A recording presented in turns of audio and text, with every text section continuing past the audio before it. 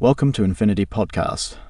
Today, we're tackling something immense, a force of nature that's, both life-giving and, frankly, terrifyingly destructive. Water, specifically floods. Yeah.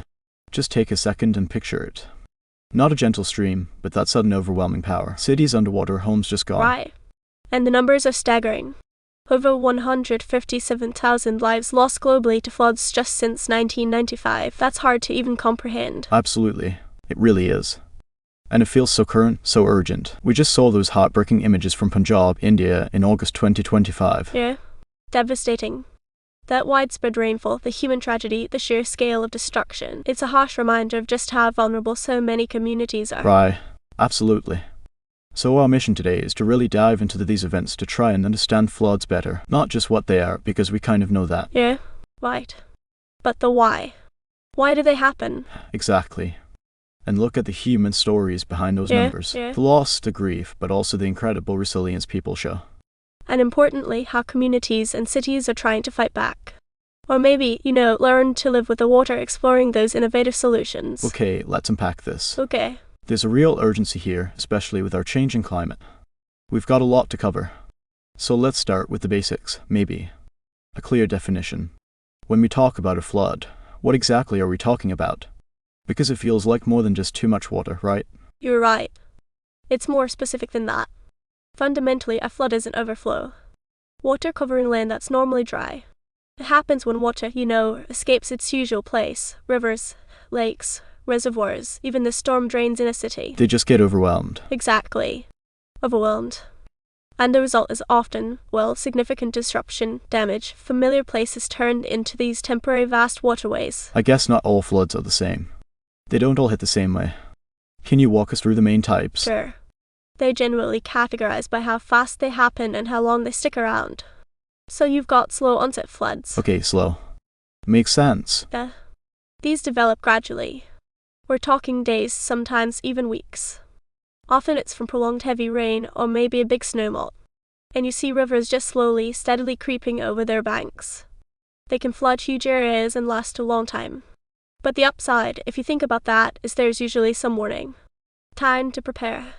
Maybe evacuate. So you get a bit of notice. What about the faster ones? The more aggressive types? Then you have rapid onset floods.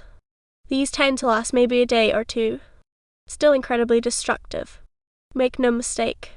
But maybe a little more time for people to react, try and get away, compared to the most dangerous kind. Which has to be flash floods.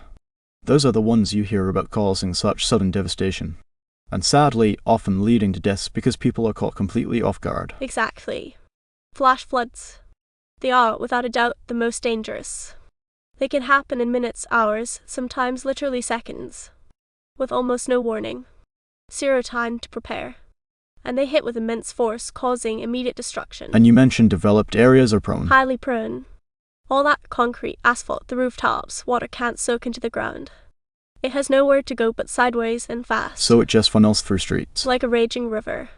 When you see those images, cars tossed around, buildings collapsing, that's often a flash flood. Utterly devastating. And often where we see the highest immediate death tolls. It's fascinating too how it's all connected. You mentioned river systems earlier. Like a giant plumbing network, almost. That's a really good way to put it. River systems are often described as dendritic, like tree branches, Smaller streams flow into slightly larger ones, which flow into bigger rivers, concentrating all that water downstream. So rain way upstream can cause problems way downstream. Precisely. Think about it. A heavy downpour might just flood your street, a small watershed. But widespread, sustained rain across the huge area. That impacts gigantic river basins. Like the Mississippi. Exactly. The Mississippi drains over 1 million square miles. Rain falling anywhere in that vast area eventually finds its way into that main channel. That leads to those massive, prolonged floods we see sometimes. Understanding that interconnectedness is, it's key to managing flood risk. And the impact. At all these scales, the human cost, the economic hit, it's just enormous. And tragically, it always seems to hit the most vulnerable the hardest. It truly does. Just to repeat that number. Over 157,000 lives lost globally since 1995. These aren't just stats. Each one is a personal tragedy, a family shattered, a community broken. Absolutely.